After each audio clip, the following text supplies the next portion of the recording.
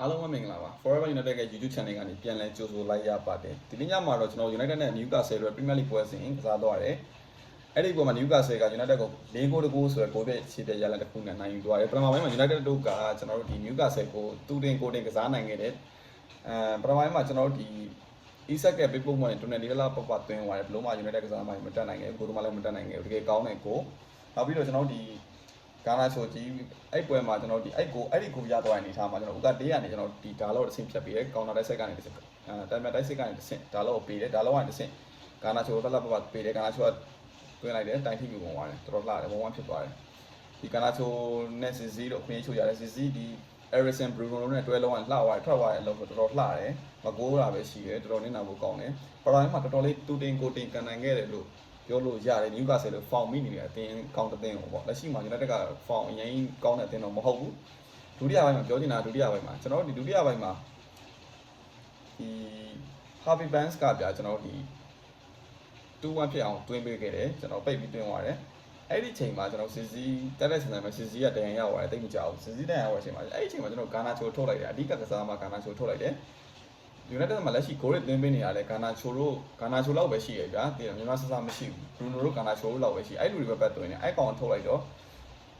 သွားပြီလေရှင်ဘာသုံးစားလို့ရတော့မှလည်းကျန်တဲ့ကောင်တွေ White Land ထည့်လိုက်တယ်ဘာမှမထူဘူးလေပွဲမတိုးတဲ့ကောင်ဖြစ်နေလက်ရှိမှာ White Land ကတကယ်ကိုရောင်းထုတ်မှရတော့မှအနေထားဖြစ်နေတယ်နောက် Harry Amos အဆင်ပြေသားနဲ့ပေါ်ပိုင်းမှာအဲ့ကောင်ထုတ်လိုက်တယ်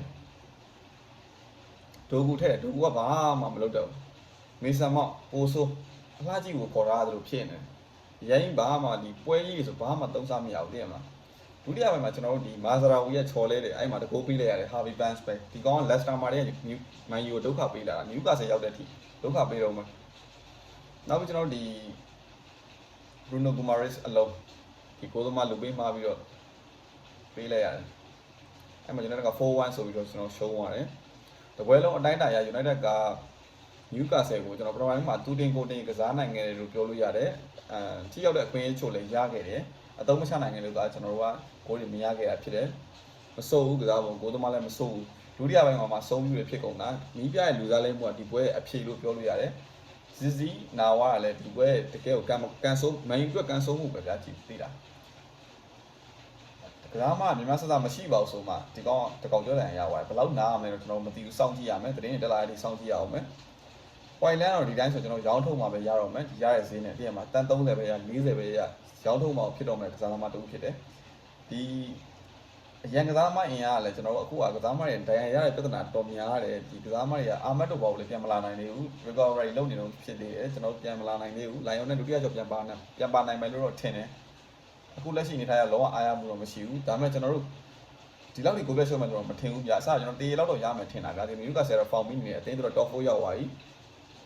Man City ကိုတမတ်ဖြတ်ပြီးတော့ top 4ထဲဝင်သွားပြီ။ Man U ကလောလောဆယ်14မှာလာမသိရောက်နေတယ်။အောက်မှာ3သိန်းလားမသိဘူးတန်းစင်းစုံနဲ့အလိုမှာ3သိန်းမှရှိတယ်သူကြားမှာတန်းစင်းစုံနဲ့သူကြားမှာ3သိန်းမှရှိတယ်။လူစားလဲမှုကဒီပွဲကျွန်တော်အဖြေလို့တော့ထင်တယ်။ဟုတ်ဆိုဒီကစားမဂါနာချိုလုံးဝမလဲသေးဘူးများသေးတာဂါနာချိုကလုံးဝ present လိုက်ပြီးတော့ United အတင်းကိုရဖို့သူရှီရပဲကိုရတာများတယ်ဗျာသူနဲ့ Bruno တို့ဒီကစားမတွေကပဲကိုရနေတာအဲ့တော့သူ့ကိုထုတ်လိုက်တာလည်းမှားတယ်လို့ကျွန်တော်အနေနဲ့ထင်တယ်အဲ့ဒါပါပဲကျွန်တော်ဒီနေ့ပွဲရတော့ကျွန်တော် United Newcastle ကို 4-1 နဲ့ရှုံးတယ်United ပြည်သက်တွေကတော့ပွဲကြည့်ရလို့မနှက်ဘူးဗျာပထမပိုင်းမှာတော့တော်တော်လေးကိုကောင်းတယ်ဒုတိယပိုင်းကတော့တော်တော်လေးကိုမှတကယ်ကို different game ဖြစ်သွားတယ်ဘာမှတော့အများကြီးတော့ပြောကြမရှိဘူး United ကဒီနေ့ပွဲတော်တော်ဒုတိယပိုင်းတော်တော်လေးကိုညံ့တယ်နီးပြရဲ့နီးစနစ်ကလည်းဒီပွဲဒီဒုတိယပိုင်းမှာအလဲပြောင်းဖြစ်သွားတယ်လို့ပြောလို့ရတယ်အဆုံးထိကြည့်ပြတာအားလုံးကိုကျေးဇူးတင်ပါတယ်